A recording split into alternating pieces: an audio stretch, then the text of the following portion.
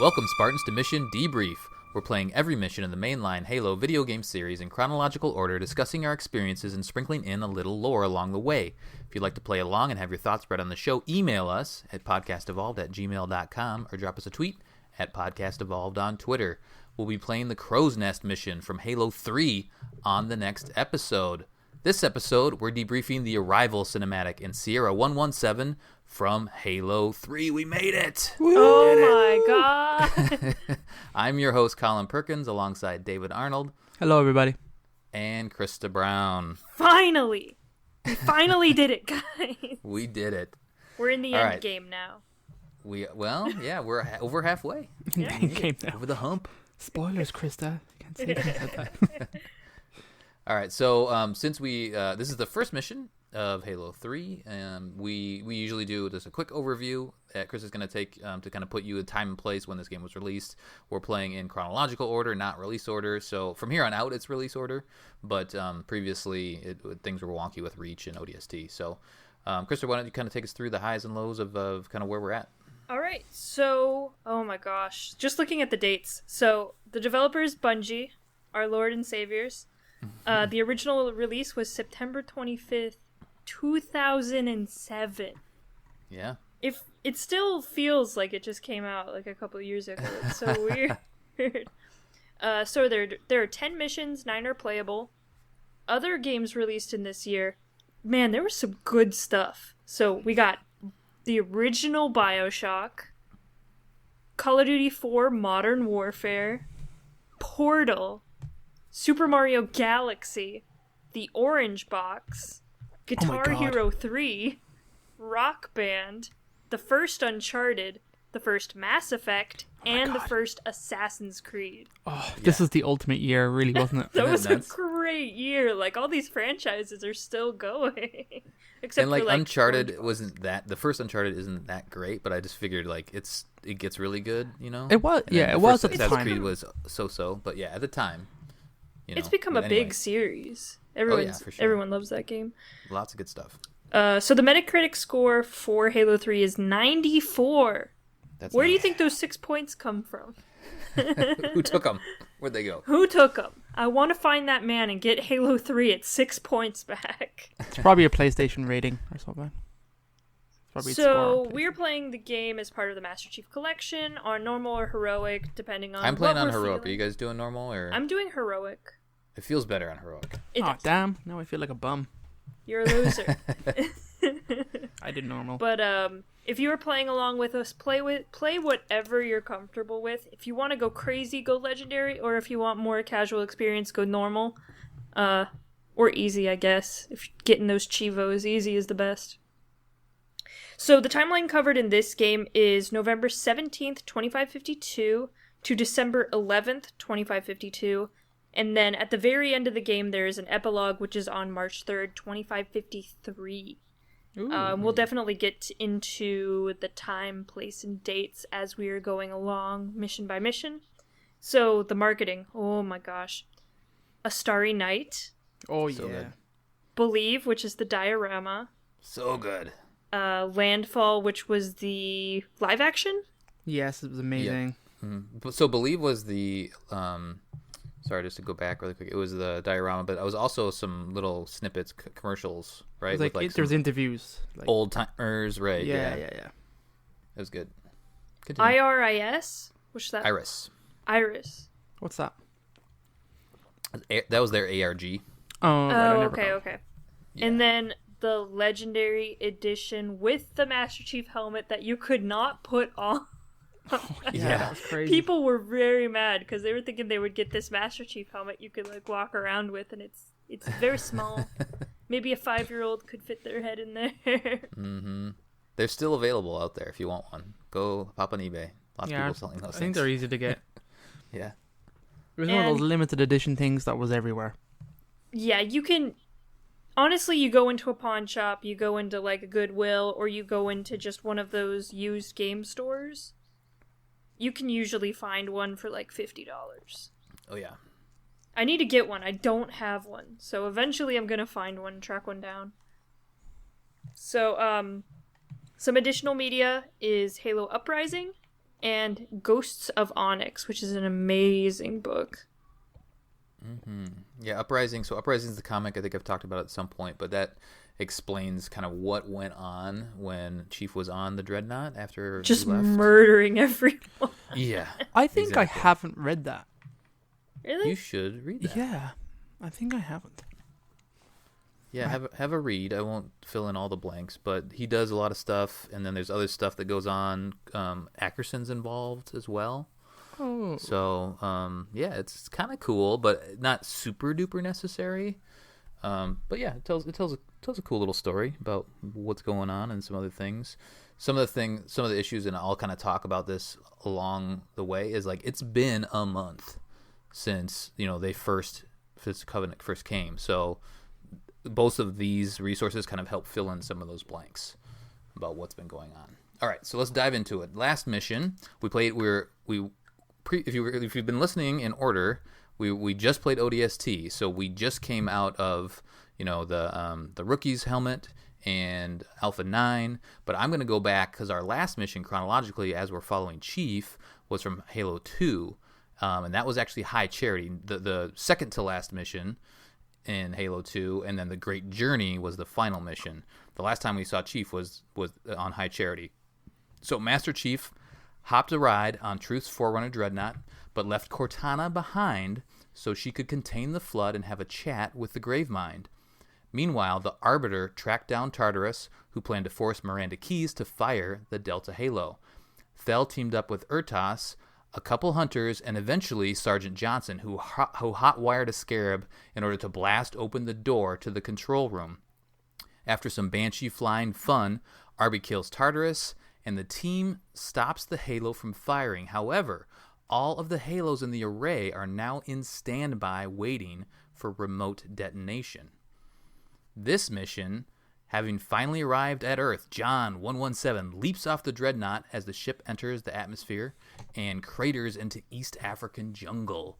Sergeant Johnson scrapes him out of the dirt, puts him through a brief concussion protocol, and reintroduces him to the Arbiter as an ally. The team then sets out through the jungle to fight through Covenant forces and reconvene with Miranda Keyes. The date of the game is November 17th, 2552. I just want to mention this. So one of the things that I struggled with is, as we just played ODST, Johnson had that conversation with the Virgil on November 15th. So they got to Earth before the Dreadnought. Even though the Forerunner technology, like the Dreadnought, should have actually got into the Sol system way before they did, they were dealing with Chief on the Dreadnought, and that's explained in Halo Uprising. Cool. So that kind of helps fill in the gap and kind of helps you understand, okay, wait a minute, this Forerunner technology, they should have gotten there way ahead of time than the UNSC. They did, but Chief was causing a ruckus on the Dreadnought. So that would be a good reason to read Uprising. And then Ghost of Onyx fills in all the blanks of, like, the Covenant's been on Earth for a month. You would think that they would have just completely wiped out Earth, but there's some missions that happen in that book to help explain what's going on there. Plus, we know, and we'll explain, as a part of this game, is they're digging. They're looking for something. So they're not necessarily coming to Earth to just glass the entire planet. They're looking for something specific.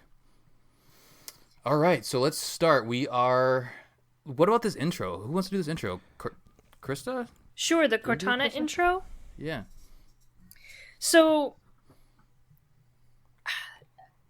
this is like an inner monologue that I think just Cortana's having. I don't think Chief can actually hear this, but right. Maybe it was a conversation they had in the past or something. That much is unclear at this point, but it's Cortana talking about why she chose John.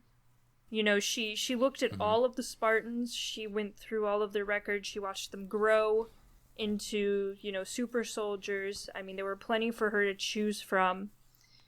And she saw John, and she saw something that no one else saw, and she talks about this. Someone that no one else could see, and it was luck.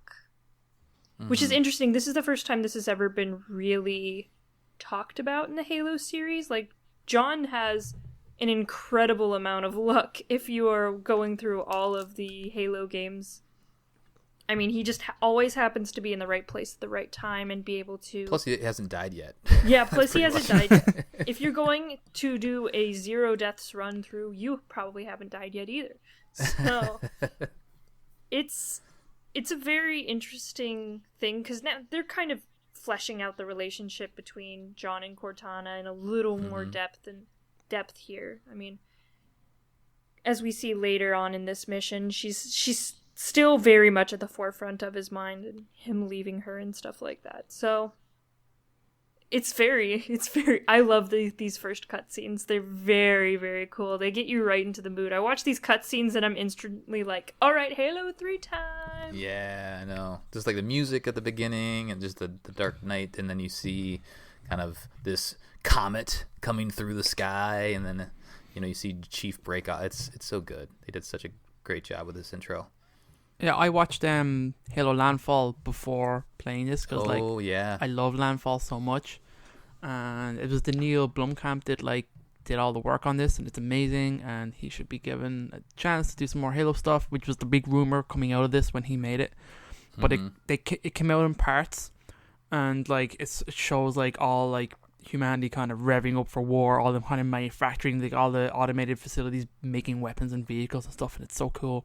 It shows Marines getting recruited and getting all suited and booted up, and then it cuts to an in-canon sequence, which I was looking up, actually takes place in Pakistan, and apparently that's the account for the time difference between the time of day that they're doing this and when Chief is actually landing in Kilimanjaro in East Africa.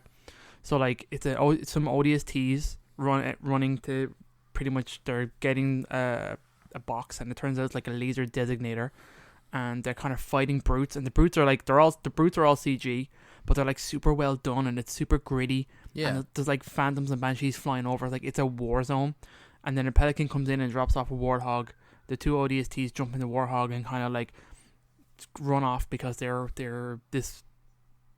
The dreadnought is entering Earth's atmosphere, so they're hurry, we have to get it. Chief is landing soon. And then one of them gets shot, and it's a spiker going through his chest, and it's so awesome. It's just so cool. And they have to they meet up with another unit because there's a medic here. So one guy's getting seen to by a medic, and the other guy is trying to fight off these brutes, and it's just so brutal. It's awesome. And there's a great scene of a spike grenade going into a wall, and Marine pulling it off the wall and throwing it up in the air and blowing up a banshee that flies past. It's just so full of so cool moments. And there's another ODST goes off then with a sniper rifle and starts killing brutes, and then a chieftain comes in and just splatters him with a hammer, and it's brutal.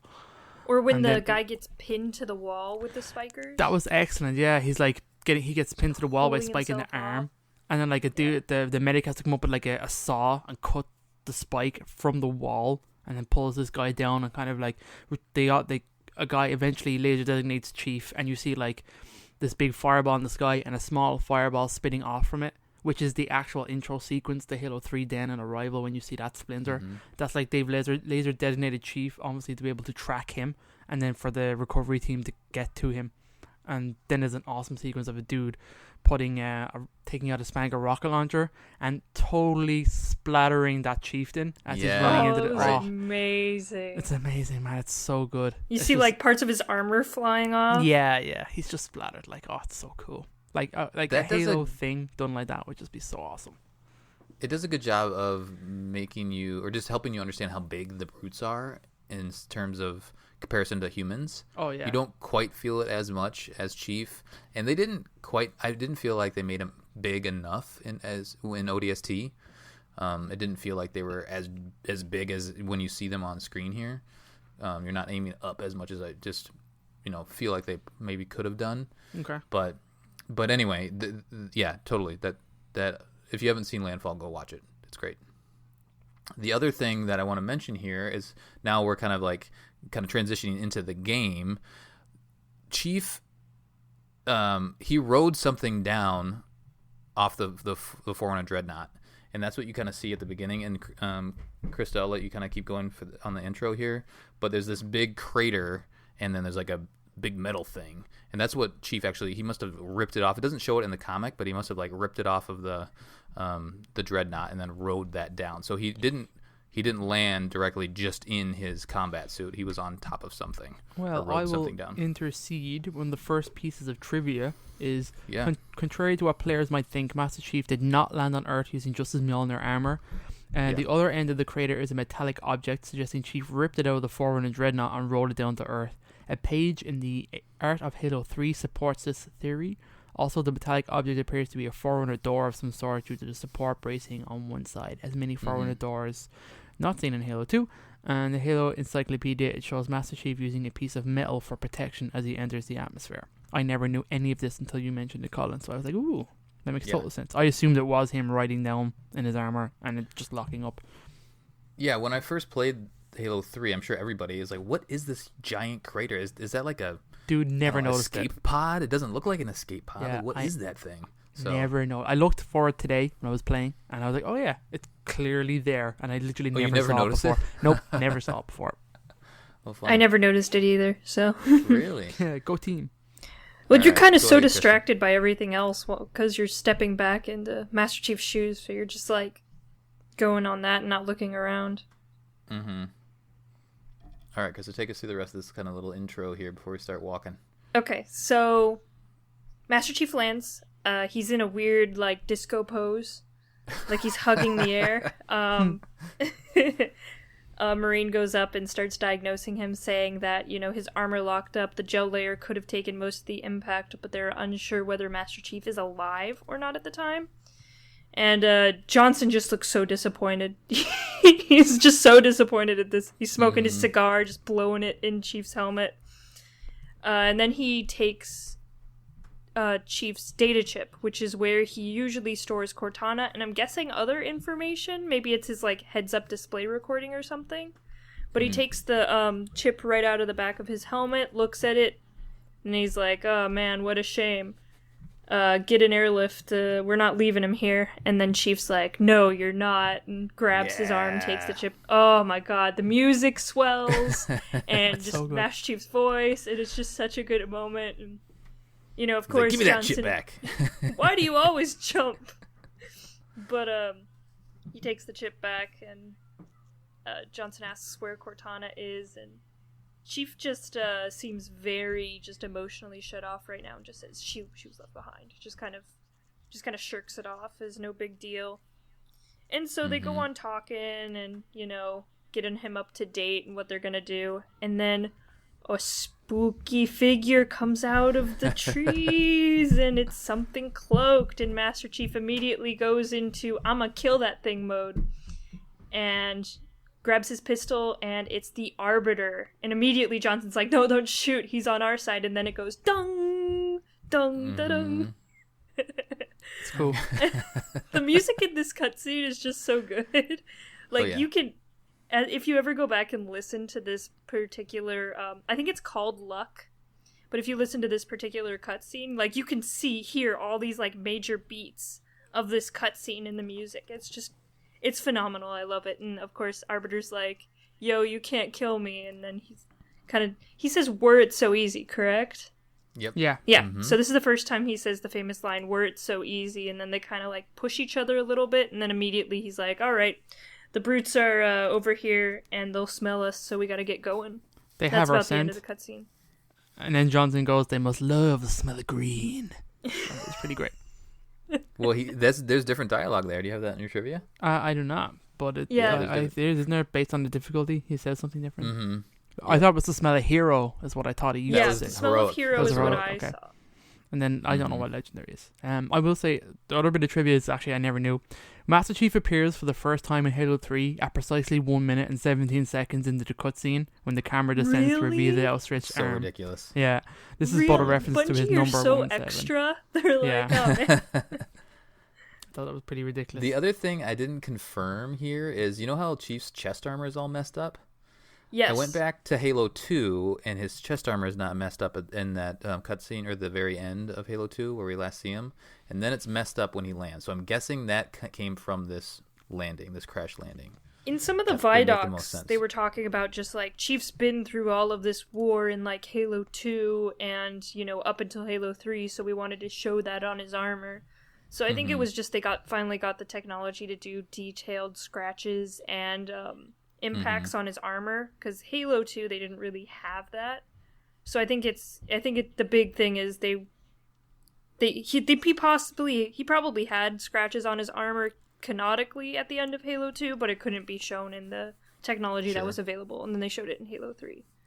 Gotcha. Yeah, I think they made a big deal in the lore of like just writing in, like they repair their armor after every mission, or they have like nanotechnology repairs surface damage or some kind of crap. I remember they say it in numerous places just to account for the fact that in the games they couldn't or weren't interested in detailing all of this damage all the time.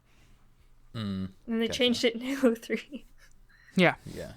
Well, yeah, they canonically explain stuff based off the technology that they have, so that makes sense. All right, so let's head out through the jungle now. This is a cool setting for this opening mission.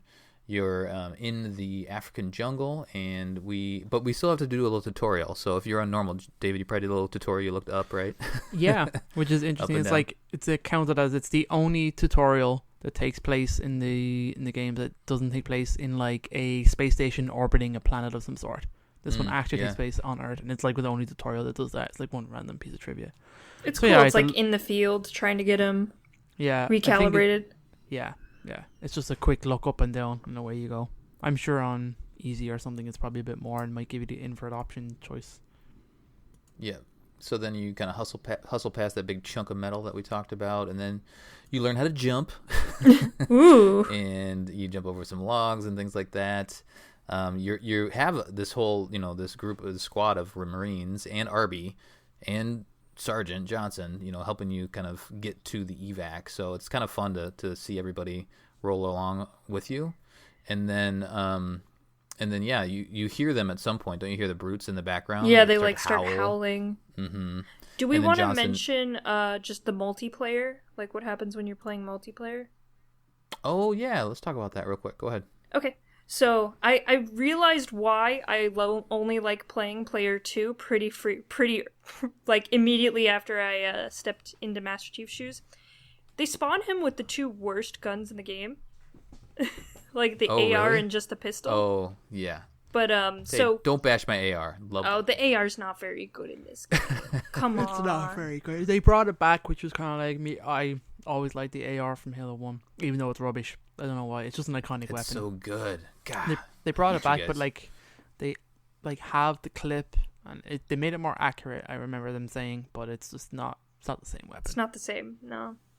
But so your player 2 will be Arbiter. So no matter what, your player 2 will always be Arbiter, and I think he spawns with a carbine, which is one of the best guns in the game, and like a plasma pistol. I think his AI has a energy sword, but I don't think if you're playing player 2 he'll spawn with it as a player. So he only spawns with it as an AI. And then of course player 3 and 4 are 2 other elites, and their names are... They have canonic names, and they actually have a story behind them, even though when you first play Halo 2, you think you're just random elites. So, if you're playing in a squad of 4, you have 2 elites, an Arbiter, and Master Chief. It's pretty cool to play co-op in this game. Yeah. I've never done it before, so I didn't know this for like the longest time. And I was like, oh man, it's pretty cool. They're Nato Saram and Uthes Thaham. And they're the name of the two elites, and they're actually featured in later books and stuff in lore, which is pretty cool.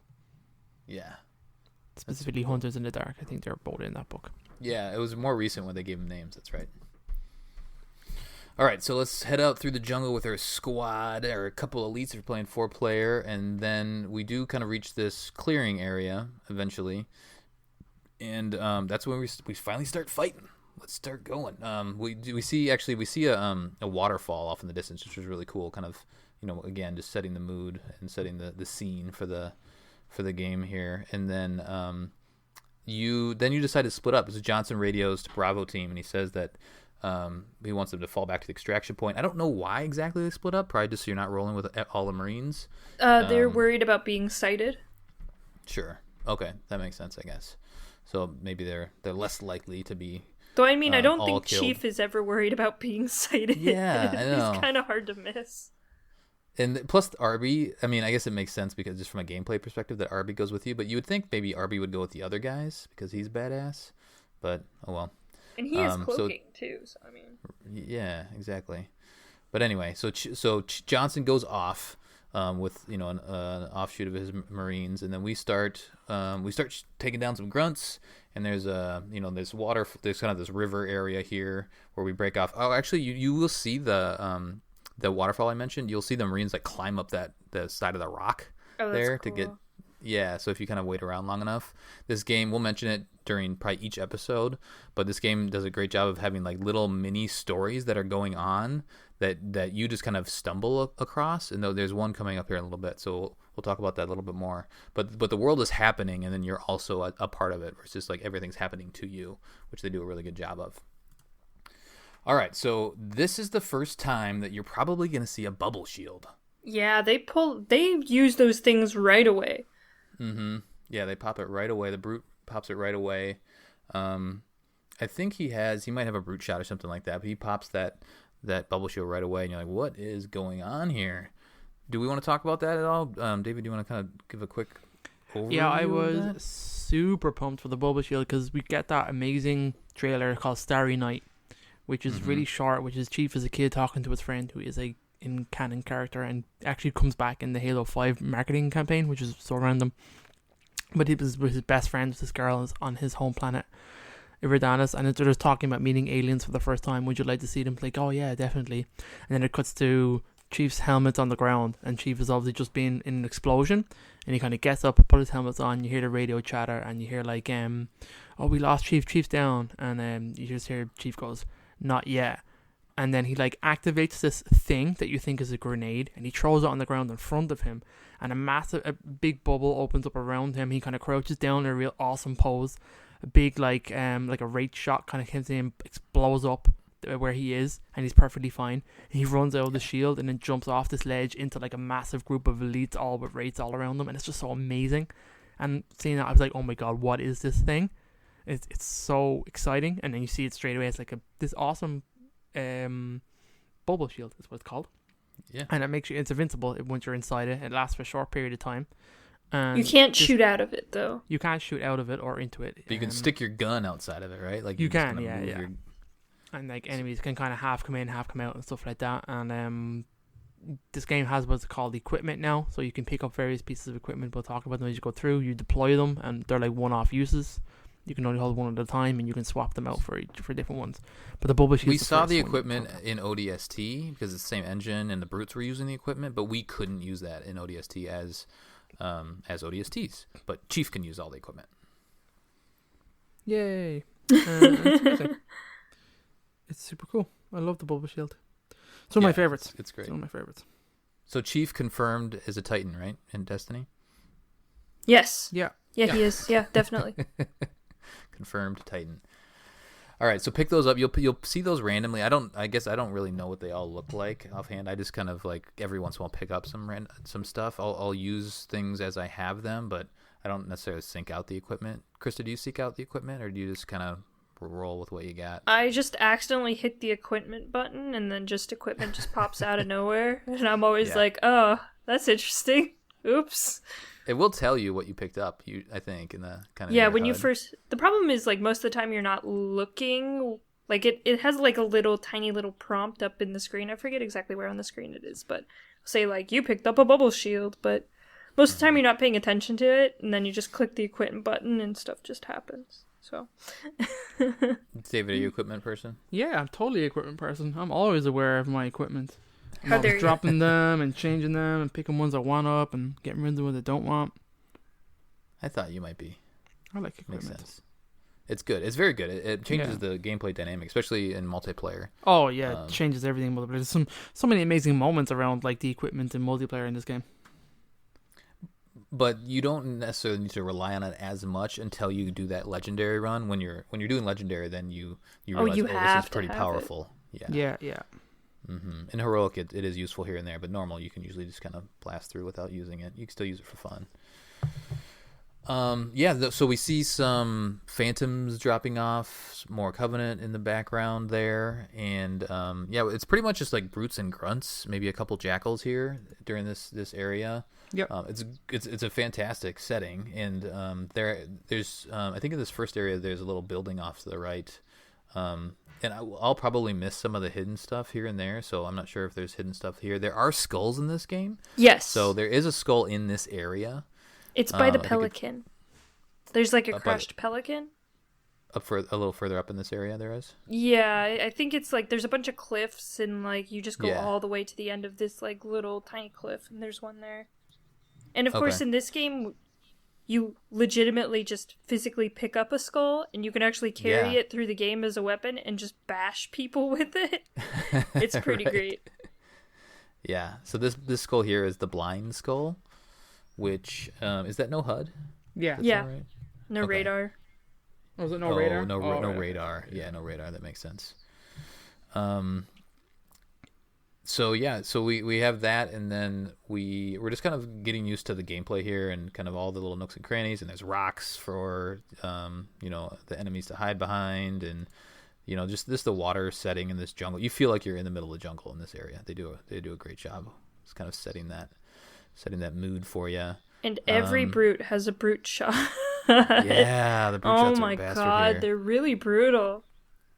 Oh, and you can dual wield. You can still dual wield. Yay! Mm-hmm. But you can't dual wield needlers anymore. No, needlers are gone. Needlers are now one use. So I played a lot of dual wielding in this mission, the first one. I was just having hella fun. The pistol is still lame. It's the pistol's lame. slow. It fires so slow. You can't zoom in with it. They definitely changed it big up from Halo 2. It's not as good as ODST's one, which is silenced and a little bit better. But this one, you can dual wield the pistol still in this one. It's a lot slower. There's no reason why you would ever use it in the whole game. I used it in the first mission a little bit, just to say I used it. I hated it. I dropped it as soon as I could. Oh, no. I mean, it was just, I remember when this game came out, like, canonically, when I loved the first game, the Halo CE pistol's amazing, obviously. Halo 2 was a disgrace, and then when Halo 3 was coming out, I'm like, oh man, they're going to bring the pistol back. They have to know how terrible Halo 2's pistol is, and it just isn't. Yeah, I mean, it's still, you can still headshot with it, but it just fires so slow. And it is a different model, I think. All three of the pistols are different models, technically, like in canon. Yeah, in canon they are, yeah. There's no scope on this one. Right, yeah. So, I mean, if you're in this area, you're probably just kind of playing around with the different weapons, reminding yourself what Covenant weapons you like. You got the Spiker was the Spiker? A Spiker was in 3 or in 2? Or was it just an ODST? I'm trying to remember. It's been so long since we played these games. Spiker is in 2. Yeah. Is it? Or is it just... Yeah. It is, okay. Yeah. So, yeah, I have fun with Spiker every once in a while. We were playing with it, or at least I played with it in ODST quite a bit. But it's fun to dual wield. Yeah, for sure. All right, so we kind of clear out this area here, deal with those brutes and their brute shots, and then we just kind of cruise through the jungle a little bit more.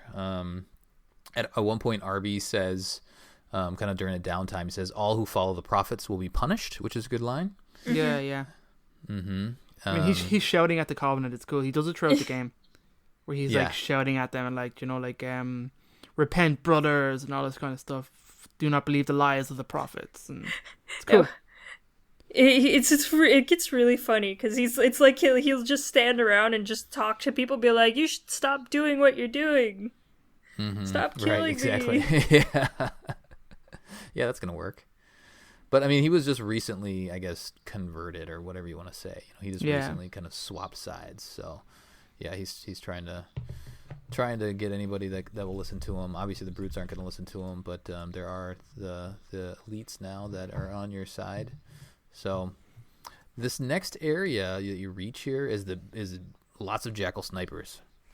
You kind of wind through this cave here, and then there's a bunch of trees off in the distance, and then like this mission and throughout the game off and on, those be jackal snipers all over and just kind of hidden.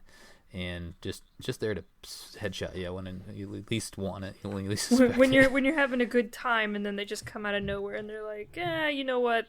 Kill this guy, and then you're dead. Yeah, it's really sad. Yeah, so they're all over. But then this also has the this hill area, which I really like. This whole kind of the Covenant is dug into this hill. there's the jackal snipers around, then there's grunts down below, there's brutes up above. You can approach this area. It's a big, wide open area. You can approach it so many different ways because there's cover all over the place. There's a little river in the middle, trees all over the place. This is a great area. What do you guys typically do in this spot? Krysta, what do you do? Are you just laying back and sniping? Or I guess you're playing a heroic, so maybe you're kind of playing a little more safe. Yeah, I am. I think at this point I had found a battle rifle, but if not, I had a carbine with me, and I just systematically took out all the jackal snipers and then entered the area. And then there was like a couple jackals and maybe a brute there, just a couple shield jackals or something. Or is this the one where it's only jackal snipers? This is kind of that hill area. So you kind of come in. There's a phantom. Is it that the one I'm thinking of? No, this is past that. That's after. Oh, this sorry. It was after that. Okay. The problem with this particular mission is everything looks the same. Right. It all looks the jungle. same, but most of the time when I'm confronted with a bunch of jackal snipers, I'll take them out before entering the area. Yeah. And so I usually kind of go forward and just kind of ram my way through. I try that, and if it doesn't work, then I'll try to come back. Sometimes I'll get caught though, because there are a lot of checkpoints in this game. So I'll proceed like way up, and then I'll figure out that that's probably not a good idea. Die, and then it'll spawn me like right in that same spot sometimes, and so it's hard to like get back into the into the distance. Sometimes I'm just like sprinting and just kind of continue to get pelted. So, so yeah, it's just this area, and there's just. Does it feel like there's more enemies in Halo 3, in each encounter? I felt like there was a lot of enemies in this mission. Mm-hmm. Yeah, lots of grunts especially. Yeah. Oh, they're everywhere. Mm-hmm. When you think you have them all, there's one. This mission's amazing. It's so good. It's such a great intro to the game. Yeah, totally agree. All right, so we get past this hill area, deal with some jackal snipers and whatnot, and then now we are gonna finally get to this little clearing area. You kind of climb through the jungle a little bit more, and then you get to the clearing area where you reach down below. You kind of get down below, and then that's where you see the pelicans here. And so these are the pelicans. I think this is the initial pickup spot. Mm-hmm. This must be, and then is it like a water treatment center or something like that? It looks like something like that. I'm not sure exactly where it is, but in this cutscene where this is the one where the cutscene takes off, when you see like Johnson being captured, isn't it?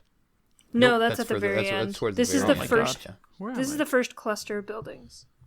Mm-hmm. Yeah. So there's two pelicans. There's like a river, and then the pelicans get shot down. Oh yes, sorry, I was way ahead. So Johnson's in one of those pelicans. Yeah. Yep. And so there's a phantom that comes through. Actually, so the pelicans get shot down by a banshee, and then because they're pelicans. Well, sometimes pelicans are badass, but not these ones. There is a badass one in this mission that I'm looking forward to talking about, but the game starts and you immediately get two pelicans get taken out. And you're like, God damn it! It's Halo, of course they get taken out. Nothing. Right. So they get shot down. Johnson's in one of those, and then it's your job to go find Johnson, right? Johnson gets kind of captured quite a bit in Halo. I've kind of come to realize, like, he's been taken here and there. He's always in the front lines, man. Yeah, that's true. So now we're gonna. It looks like, I think it is like a treatment center or something like that. So anyway, we kind of climb up there, and there's lots of brutes up there. They all have brute shots. It's Exactly. like, oh my god. Oh, it's a dam. That's what it is. Oh, okay, gotcha. Yeah, it's similar, right? Yeah. So the dam area here, you get to climb up actually onto the structure at the top there. It's kind of flat, and there's a bunch of boxes. You realize this is the point where I realized that I could smash boxes, which is kind of fun.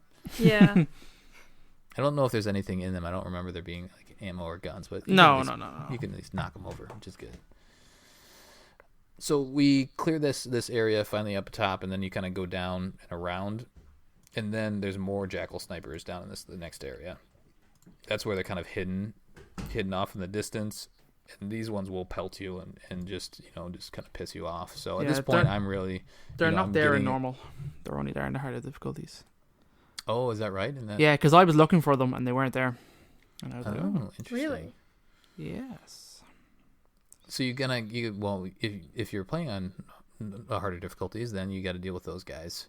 They're all over the jungle too. Like there's probably, I don't know, there's not 10 of them, but there's more than 5. So there's quite a few, and they're at different angles. So as you kind of stick your head out to one spot, maybe you're trying to snipe one, another one will snipe you in the side of the head. Yeah, they're really annoying. Mm-hmm. Jackal snipers, we've been giving out about them the whole series of Mission Debrief. They suck. Yeah. I mean, it's good to have them as a part of Halo because they're challenging, but sometimes they're just hard to see and hard to find out. Like, where am I getting shot from? So they can be frustrating. Their level of accuracy is insane. Yeah. Yep, absolutely. So hopefully you've killed 1 or 2 at this point and grabbed one of their carbines, because that weapon comes in very handy for this mission. So then we kind of go down below, and then you see this phantom off in the distance here, off to the side. You kind of see you can there's like a clearing, and there's a chieftain brute hanging off the side. Did you guys notice that? There's like there's a grunt that's got a turret and he's firing at you, and then there's chieftain brute.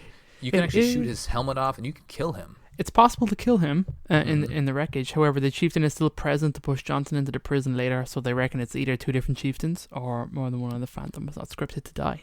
Yeah, it's kind of interesting. Yeah, I thought that, so I did end up killing him, and then the chieftain showed up at the end there. So I was like, oh well, but it's still cool. He's like hanging off the side of it, and yeah. Oh, the other thing I thought is maybe if like you shoot off his helmet, does he not have a helmet on the other end? But no, it sounds like it's just a gameplay thing where it's the full-on chieftain later in the mission. But this area is actually kind of difficult because there's actually if you get too far up and around kind of where that pelican is or the phantom is, then you end up getting shot from behind because there's some jackal snipers and grunts kind of behind you because you're just really winding around this whole mission. It's very windy and this area is quite difficult on Legendary. Mm-hmm. Because of all the snipers everywhere and the units, and there is cover, but you are getting hit from like all sides. Yeah, and you have to go like towards the pelican and then around to even get at the enemies at the top. Yeah, but there are a lot of brutes and stuff up there. And I do appreciate that the pelican has a crap ton of weapons. Yes. So you get up to the crash pelican, you get like all like ARs, a sniper rifle, battle rifles there. It's cool. And I think that's around where the skull is. I think it's a little bit past that pelican. Okay. Yeah. Yep. Oh, let's see here.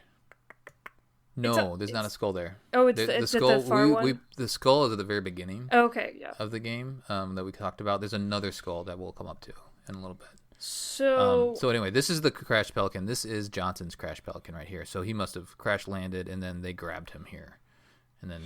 Well, you see him running. As you come into this area, if you look up a little bit across the bridge, you see Johnson and his Marines running back and like shooting at elites and stuff like that. Oh, so you do? The brutes are chasing him. Yeah, no, he's there because he's talking and shouting. You can actually see him run across as you enter this area the first time. They capture him. They must capture him. A lot of little details. Yeah. One thing I'm speaking of, because I mentioned before, there was the like the game is happening and you're kind of part of it. So there's that you just mentioned, and I probably skipped over it earlier in this mission. There is a brute like on top of a tree, a big log, and he's like got a Marine by the neck. Yeah, and they have a little dialogue back and forth, and you can actually save that guy if you take out the brute. If you don't, if you just let it happen or you're just a bad shot, he will kill the Marine. So that's pretty cool. And the Marine will join your team. He'll actually have a little dialogue about kind of what happened. So lots of stuff like that happens in the game. Also important to note, Nathan Fillion is like every second Marine in this game. I know, it's hilarious. I'm like, Buck, is that you? Yeah, it's really funny. Yep. Yeah, it's not Buck, but I think he's Gunnery somebody. They call him he Gunny, does have a don't name. they?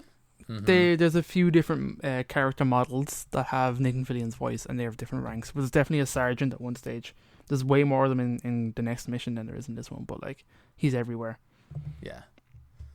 which is cool. And again, it's weird playing again in chronological order because you've heard that voice as a main character, but this was in 2007, so a couple years before ODST came out. So this is probably the part. Or was he in Halo 2? He was in Halo 2, but he wasn't as credited as that at time. Because I remember them in one of the Vidocs for Halo 3 was they showed a bunch of the voice actors that were involved. There was one around the voice actors, and you got to. I think that was the first time we saw Steve Downes and voice a line, and we saw Keith David, and like he was obviously a much bigger character in this game, and there was lots of other star-studded cast.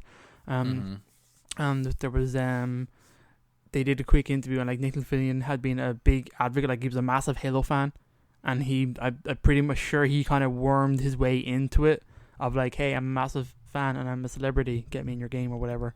Yeah, and he just like got into Halo 2 as just a voice character. And then obviously in Halo 3, he's all over the place. And then I imagine there was discussions in there, obviously, about Halo 3 ODST.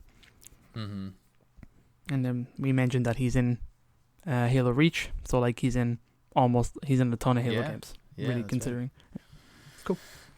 All right, so let's continue on through the jungle here. Once you kind of get past this area, you kind of climb up and around some more trees, and there's some kind of grunts that come and flank you, and there's some jackals kind of through these rocks here. You kind of climb through a cave, and then this is kind of where you get another little cutscene here. So this is what we're talking about, Johnson getting captured at this point, and you and Arby kind of overlook this. This must be the this is the dam right here. You actually see the dam. And you see a pelican coming in, and you kind of see all of the Covenant of they're just kind of dug into this area, and then you see the chieftain here just shoving Johnson into the door of their makeshift jail, and then Johnson turns around and punches him in the chest. Oh, it's so good. So the ever defiant Johnson. That's why we all love him so much. And then this is the final encounter. It's a long encounter here at the very end of the game. But this is a really good one. This is so memorable. I remember playing, Halo 3 originally, and then when you come back to the game after playing it, maybe it's been a year or two, and you're like, oh, I remember this part. This is where that chieftain like charged me from the other side, came in and just destroyed me with his gravity hammer. Yeah, if you don't know he's there, it's like a shock. It's like, oh my god, what is that? Right. Yeah. It's very good. What's your approach here, David? What do you stay up top, snipe? Do you kind of get down low? Because there's so many different things you can do. I don't think you can jump across, but you kind of have to go off onto the side, I believe. Yeah, you do. Yeah, you do. I use my BR. I used a BR for a lot of this mission. After I was messing around with some of the weapons, so I did a BR for a lot of it, and I did try the AR a good bit. But I was actually cycling through a lot of weapons just to because it was the first mission. I was just picking up stuff as I was going along. I used the needler for a good bit. Yeah, pretty much. Mm-hmm. Yeah, because the weapons do feel a little different. I mean, they're the same weapons, but they do feel a little bit different. They're more or less effective than previous games, so that makes sense.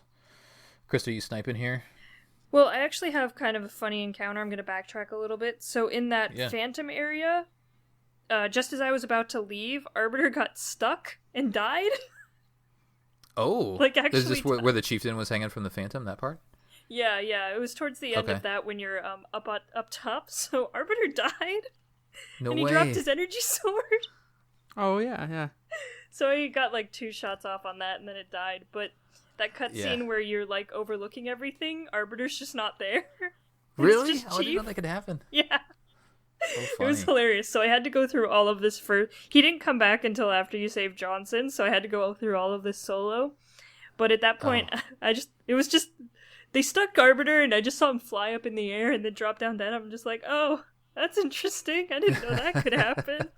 It was pretty funny, but is he that useful though? Does he? He was actually super useful to me. He was taking out brutes left and right. Oh, nice. Yeah, I was just surprised how good his AI was when I was playing through. But so back to this encounter. At this point, I had a BR. No, I had a brute shot and I had a beam rifle. So I beamed all of the jackal snipers, and I beamed a couple of the brutes, and actually got the chieftain as well. And then just dropped down, and basically there was no one left. So Yeah. Just took out a couple of the blue armored brutes. There was like 2 of those and maybe 1 gold armored one. And I just took them out and just went and saved Johnson like a pro. It was great. Nice. I should have looked up before this episode, but those are different ranks, I believe, the different color armor. So blue is the lower rank. Gold is captain, I think. Captain Chieftain? Major. Yeah, no, Chieftain's the black. And then there's the brown chieftain. That brown chieftain that's not quite a chieftain. He's like a major, captain major or something. Mm-hmm. So there are 4 ranks of there's 4 ranks. So blue ones, yellow ones, brown ones, and then the black and red ones. Why don't you look that up really quick, and I'll kind of take you through my version of the encounter here. So I usually I'll snipe a couple people, and then I will, because there's the snipers on the top there. So usually I have a carbine at this point, and so I'm using that for a little bit. And I like to kind of jump down and get my hands dirty. And there's like the little building right to the left when you jump down. I'll go in there because there's grunts in there, and I'll kind of clear that area out. And then there's also like some rocks behind you, like kind of like a little, I don't know, you can kind of wind around.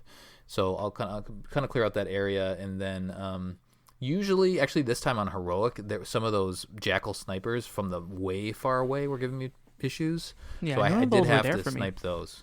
Oh, yeah. They weren't? Okay. No, I had normal to snipe makes those. It much easier. They're like in the building, off in the distance. So that was a pain. But I ended up kind of jumping down and then kind of making a stand. And if I don't take out the chieftain, or not, if I'm not able to, then he usually comes and charges me. Yeah. From the whole way across. And so we killed him. Me and Arby killed him. Arbiter picked up the hammer. It was awesome. Oh, really? Yeah. I've never seen that happen. What? Yeah. Arby can wield the hammer? He wielded the hammer for me in this mission. So I think it might have been because he actually died. So he died, but then he respawned. He hopped back up, and then I was like, okay, I got to go get that hammer. He picked it up first. I've never seen him do that. That's cool. Yeah, super cool. But you can kind of go across the bridge up top, or you can go down below and go all the way across. So if you kind of want to do a little stealth and then kind of pop up behind the Covenant there. Yeah, I'm usually kind of an in-your-face guy. If you've been listening to this, you kind of know. So I like to go up and do some up close fighting. Yeah, I tried to snipe here. I always try and snipe as much as I can and try and get the chieftain before he kind of goes berserk. Yeah. There's a lot of enemies in this area, so hopefully you have a lot of you're a good shot, or you got a lot of ammo if you're gonna be sniping. Yeah, so then we kind of make it all the way around, and then Krysta, do you have before I keep going? Do you have the brute stuff up? Yes, I do. So There's actually more than I thought. So they're split into 3 ranks on this thread I found. So it's infantry, which is the brute minor, the brute major, and the brute ultra, and it's light teal armor, light blue armor, and light purple armor. I don't think we're actually looking at exactly what shade of blue each armor is, but then you have the leaders, which is the brute captain, which is heavy blue and red armor, the brute major, which is the heavy gold armor, and then the brute captain ultra, which is the heavy blue armor, which is I'm guessing is the more ornate helmet that they have with like spikes and stuff. Mm-hmm. And then you have the heroes, which is Brute Chieftain with weapon, which is the ornate black and red armor, and then the Brute Chieftain with armor, which is the super heavy black armor. Ooh. So they are chieftains. So the ones with turrets are actually chieftains. Okay. And I don't think we see any of those in this mission yet. No, but so it's either the hammer or the turrets. Those are the chieftains. But yeah, that's a lot of ranks. Wow. Yeah, I didn't realize. Oh well. Yeah. Very cool. Well, it'll be good I'm sure we'll get it wrong as we're talking through, but it's good to at least have that as a base set of knowledge as we're walking through this. Yeah, and maybe we'll look for it next time. Yeah. All right, so we've made it to the other side, and we've cleared out the area, and we've made it to Johnson's little jail cell. It's Johnson, and I think there's a couple Marines in there too. You kind of go up and you hit the button like you always do in Halo. You kind of hold X and then clear him out. He has some good dialogue here. He says something to the effect of like, you saved me I owe you one for, what does he say? God, I didn't write it down. We're even as long as we're only counting today. Yeah, that's it. He's so good. So you saved him, and then now the Pelican is going to come in to save you, but there's some more Covenant to deal with. There's a couple Phantom dropships that come in, and you have to clear out all this area before you get to the. Is it timed event? Do you guys know? Does the Pelican come in at a certain point, or does it come in when you get back up on top of the dam?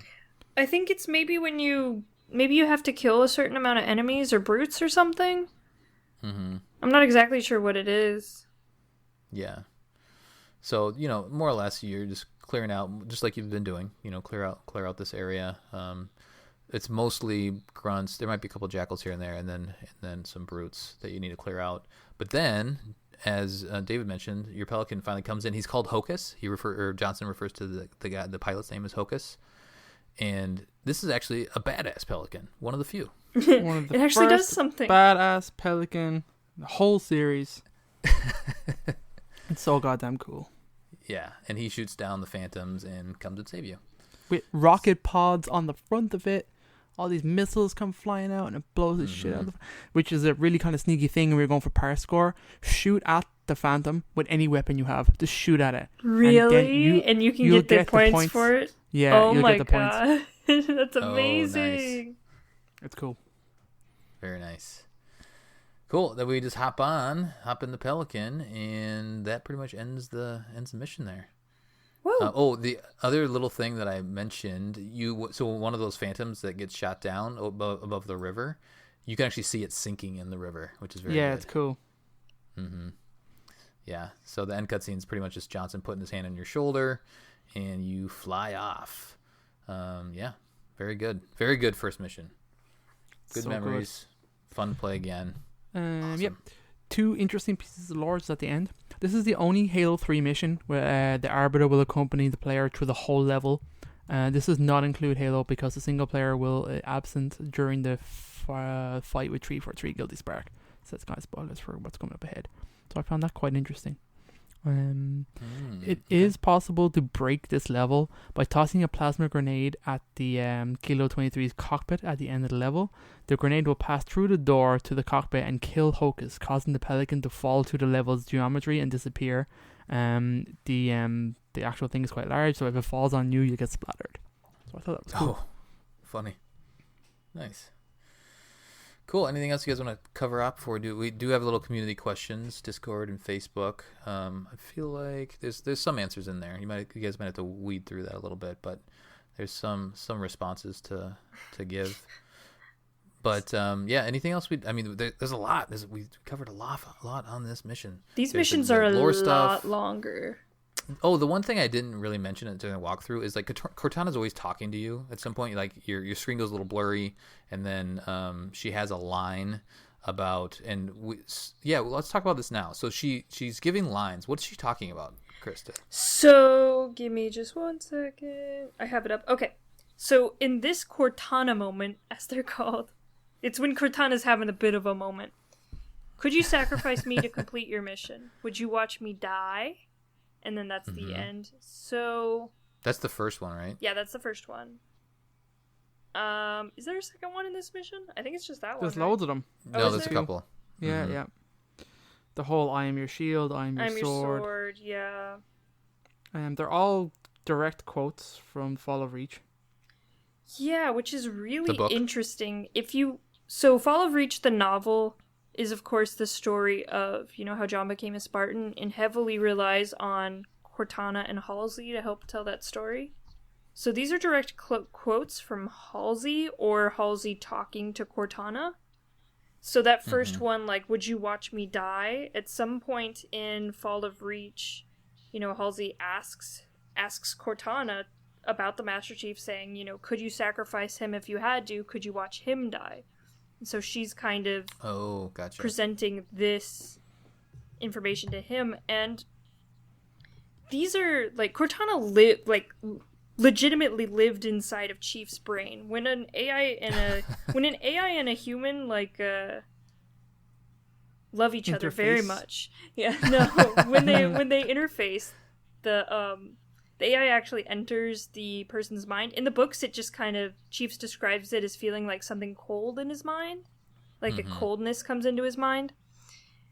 So these are probably just imprints Cortana left behind, or we don't know exactly what they are, because he couldn't possibly remember this because he wasn't in this scene with Dr. Halsey. Yeah, that's a good point. And she's not, like, there's no way she's talking to him right now. No, like, it's like him Cortana remembering or feeling something. Yeah. I mean, we talked about it before somewhere where we were hypothesizing, was this something to do with the Grave Mind, because, you know, the Grave Mind has this crazy ass telepathy ability, and we know that there's things happening right now with Cortana, because she obviously got left behind with the Grave Mind on High Charity. So I remember us having a conversation before thinking, is Chief aware of this? Is he seeing it? Is it for the player's benefit? Or is it something Master Chief is actually experiencing in the game? It feels like almost like a guilt moment for him, though. He's so guilty about leaving her. He's like personifying her. Yeah, I'd like to know. From a gameplay perspective, it's I think it's helping remind you one of the reasons you're fighting is for Cortana, just reminding the player of the relationship that you guys have. Yeah. You know, through Halo 1, through Halo 2. She's very important to John, and if you played, you know, there's things that happen later in this game, but if they didn't have this, then all of a sudden you'd reach this point where it's like, oh yeah, Cortana, okay, I remember her. So I think they needed that to have these to make the whole story that they're telling here make sense. Well, and it's definitely a story of reuniting, kind of, you know, the guilt of leaving and then the joy of, you know, trying to find or searching, or it's an interesting overarching, like, because there's so much going on. Like, later in this game, there's crazy set pieces, but there's always this little story between John and Cortana going on in the background. Do you like how it stops you? No. Krysta? No, I hated them. Everyone hated them. Mm-hmm. They happen way too often. Something. I remember, I think it was David, Aaron, or we were playing together, and Halo 3 is really broken on the Master Chief Collection, so it was super laggy. And then these showed up, and it was even more laggy. Yeah. It was like, oh my god. It was like, what's going on? Oh, yeah. When you're playing co-op, it's not great, because you're just like, I want to just go shoot people. Stop. Okay, guys, here is some details about this on Halo Wikipedia. The Halo evolution story Human Weakness provides an explanation for the Cortana interludes. It is revealed that the Grave Mind has successfully hijacked Cortana's system, allowing him to speak with her voice. This was part of his plan to persuade Cortana and John 117 that Cortana is descending into rampancy.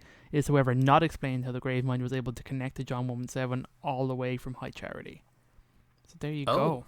So it is the Grave Mind. Wow. Yeah. So it's like the Grave Mind almost calling out for you, kind of baiting you. It's like bait. Yeah. So this is actually something John's seeing.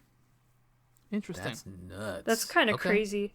Thanks for finding that. That changes a lot. Yeah, Cortana battled the Grave Mind trying to hold on to the data about the portal and the Ark. She ends up creating multiple copies of herself to distract the Grave Mind, and twice they apparently chime in during her conversations with the Grave Mind. One adds, okay, that's human weakness stuff. So there you go. There's some crazy stuff, guys. Oof. Okay. All right. Well, so that is happening then. That is crazy. Okay. All right. So I think we need to get out of here. This is a long episode. Let's cover off on this community thoughts, and we will go. Krysta, do you want to do Discord first?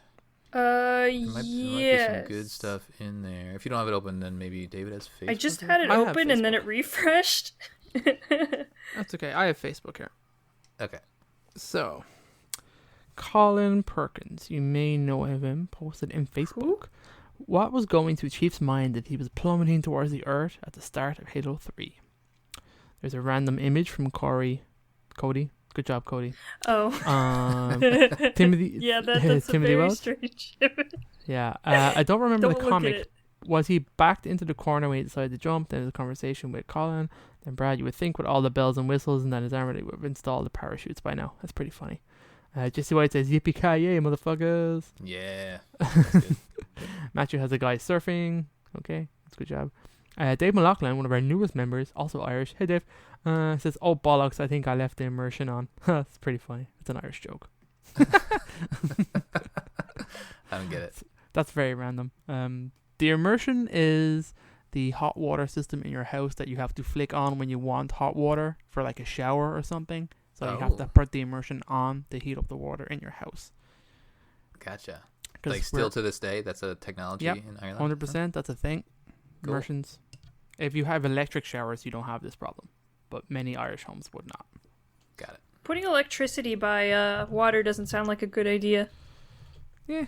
You know. No big deal. All right, is that it for Facebook? That's it for Facebook. Cool. Discord? Yeah, so same thing for Discord. People got off track really fast, actually. Yeah, I know. There's maybe a couple comments. Brotherly Duck 17 says s'mores, which is good. Yeah. I think about s'mores a lot, actually. Pretty good. Pop-Tart flavor is really nice. Min says for a brick, ... Okay. Brotherly Duck again says, this is about as much fun as the time with the bomb, ... I miss Cortana. Yeah. Both of those were Halo 2 references, right? Nice. Yeah.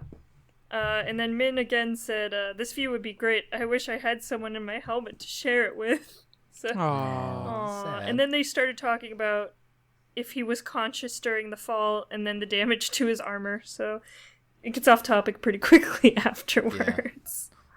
Yeah. All right. Well, apologize if there's another comment in there that didn't get read, but yeah. Our Discord is a little funky sometimes, a little crazy. Lots of stuff happens there. It's pretty fun. It's a good time. Krysta loves hanging out there. I do. I hang out there a lot. Mostly just trolling and posting memes.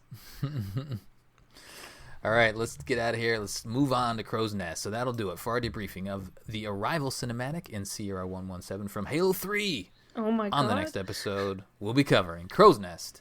Send us your thoughts at podcastevolved@gmail.com or drop us a tweet at podcastevolved on Twitter. Until next time, evolved. Evolved. Evolved.